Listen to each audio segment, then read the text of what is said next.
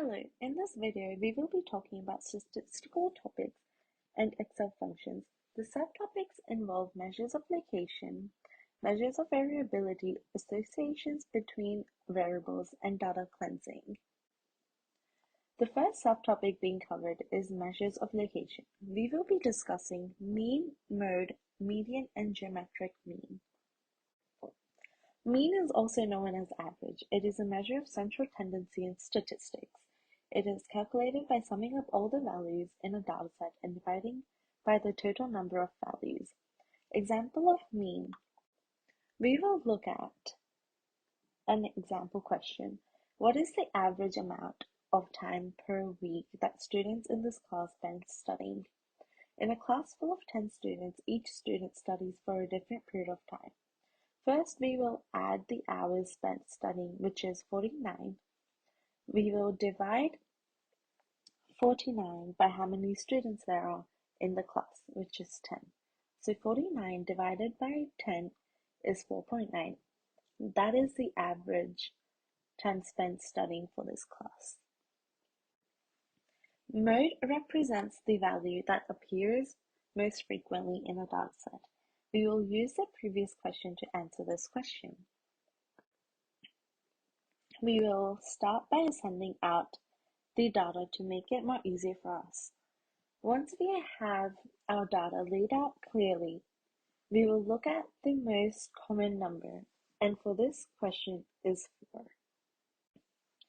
Median represents the middle number of a dataset when it is ordered from least to greatest. In case of an even number of values, take the average of 2 middle values.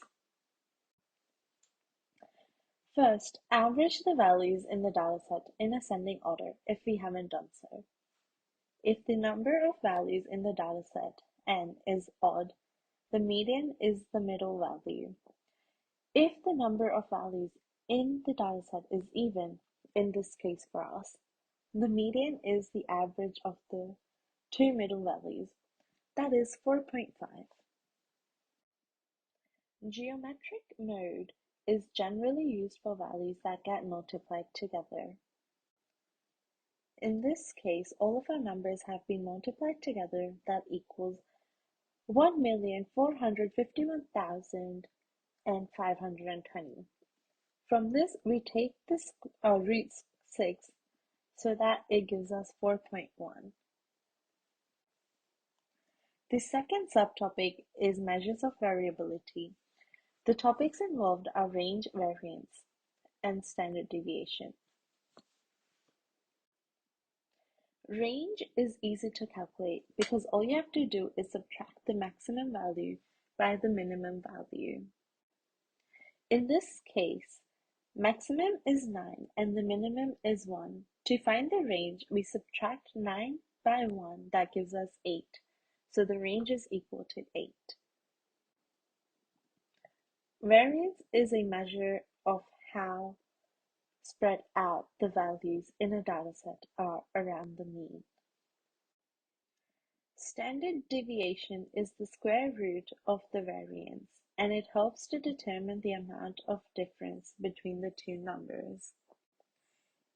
For us, the standard deviation is equal to 2.6. The third subtopic is analyzing distributions. The topics involved are percentiles, quartiles, z-scores, outliers, and box plots. A percentile is where a particular value falls within a dataset and is expressed as a percentage.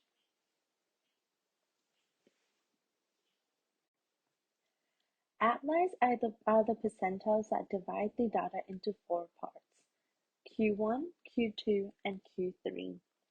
And the difference Q3 minus Q1 is known as interquartile range, IQR. Count the number of values in the dataset that are less than or equal to the value for which you want to find the percentile. In this case, we want to find the percentile for the value 6. Values less than or equal to 6 are 7 values. Calculate the percentage of values less than or equal to 6. Percentage equals brackets number of values less than or equal to 6 divided by total number of values close bracket times 100. That equals 7 divided by 10 close bracket times 100. That gives us 70%. So the value 6 is the 70th percentile in this data set. This means that 70% of the values in the dataset are less than or equal to 6, and the p-value is 7.25. A z-score measures the number of standard deviations a value is away from the mean of a dataset. The number we want to find is 2.2, so open bracket 2.2 minus 4.9 close bracket divide by root of variation. That gives us negative 1.09. Outliers are data points that are significantly different from other data points in a dataset. Outliers don't seem to come from the rest of the dataset, but they can be proven mathematically if the z-score is less than 3 or more than 3. They are commonly used in box plots. Box plots are used to show graphical distributions of data values of mean, Q1 and Q3, minimum and maximum. Box plots can also show outliers in the form of dots. The fourth subtopic is associations between variables. The topics we will be looking at are scatter charts and scatter plots, covariance, and correlation. Scatter chart is a type of data visualization that displays the relationship between two variables using x and y values.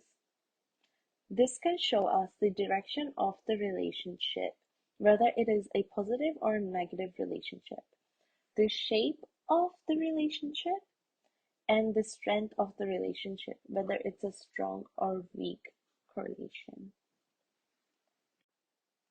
Covariance measures the relationship between two variables.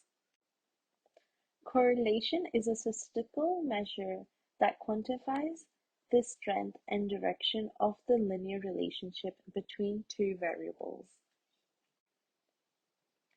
The last subtopic we will be covering is data cleansing. The topics we will look at are missing data, skewed data and outliers, and too much data. Datasets often have missing values for one or more variables. This can be solved by doing nothing and ignoring it simply, or removing the row missing the values, removing the columns missing the values, estimating missing values, or calculating the missing values.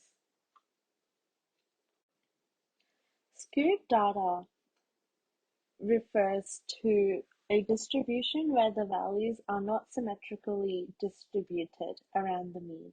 Outliers may impact the final outcome. Having too much data, also known as data overload or information overload, refers to a situation where there is an overwhelming amount of information available, making it difficult for individuals or systems to process and make sense of it effectively. This can lead to difficulty in processing, harder to storage or find individual data, higher risk of errors. It is best to limit the data by data reduction techniques such as sampling. Overall, this video has covered measures of location, measures of variability, associations between variables, and data cleansing. From this, we can see that there are many factors that make up a dataset, and we can find many information through the use of different calculations. I hope this helped you understand more about statistical topics and Excel functions. And thank you for watching.